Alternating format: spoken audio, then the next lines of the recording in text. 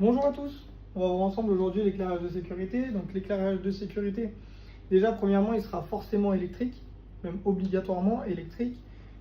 Son but ça va être d'amener une source lumineuse de balisage, soit d'évacuation, soit d'ambiance anti-panique, ce qui va permettre de limiter, de faciliter l'évacuation du public et de deux, faciliter l'intervention des services de secours extérieurs.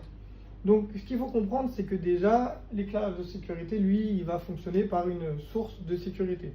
D'accord? Il va être mis en fonction lorsque l'éclairage normal ne fonctionnera plus ou l'éclairage de remplacement. L'éclairage normal, il vient de la source normale, donc EDF. Lorsqu'on aura une coupure EDF, l'éclairage se coupe. Lors de la défaillance, l'éclairage de sécurité se mettra en route. On aura deux technologies.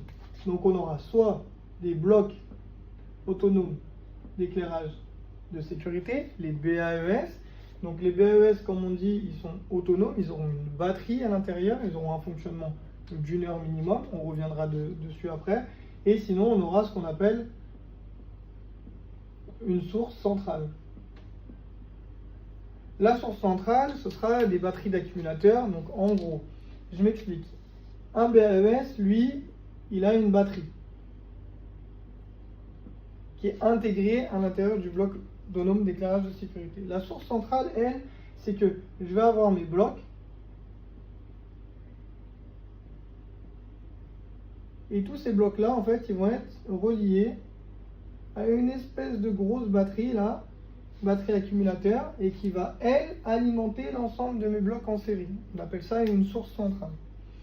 Donc les deux fonctionnent, c'est exactement la même chose. En cas de défaillance de la source normale, soit ma source centrale se met en fonction et dans ce cas-là allume mes blocs, soit mes blocs autonomes de sécurité, tac, la batterie prend le relais lorsque j'ai la coupure de la source normale. L'éclairage de sécurité, lui, par contre, il aura deux fonctions. Il aura la fonction évacuation, donc moi j'appelle ça balisage évacuation, ou ambiance anti-panique.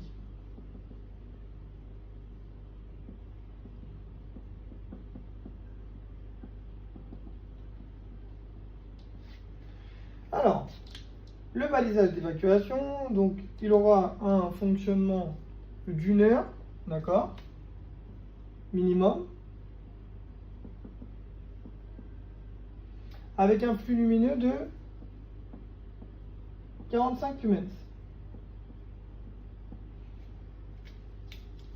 Son but, c'est quoi, lui? C'est de se dire que lorsqu'il y a un départ de feu, phénomène de convection, les fumées montent, les blocs vont être normalement, j'espère pas en tout cas, mais peut-être qu'on aura possiblement de la fumée qui va être devant les blocs. Il faut que ces blocs-là puissent être vus, donc ils sont souvent verts. Dessus, on a l'indication du cheminement d'évacuation, et donc ils auront un flux lumineux qui se permettent d'être suffisants pour être vus.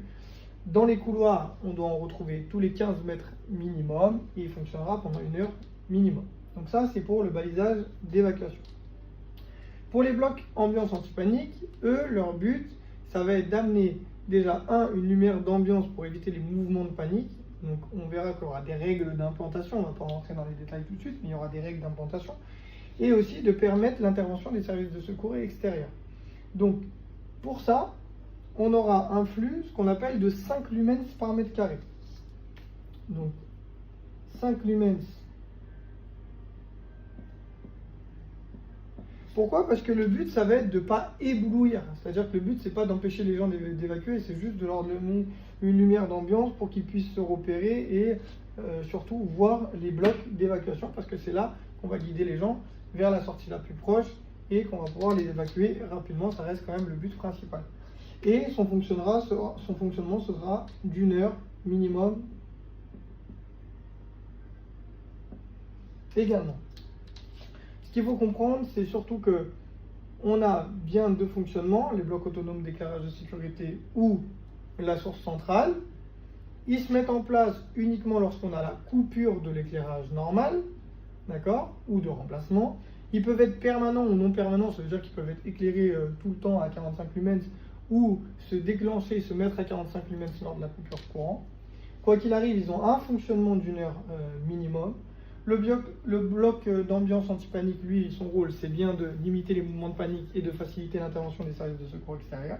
1 heure minimum, 5 lumens par mètre carré. Voilà, j'espère que j'ai été assez clair sur l'éclairage de sécurité. N'hésitez pas si vous avez des questions.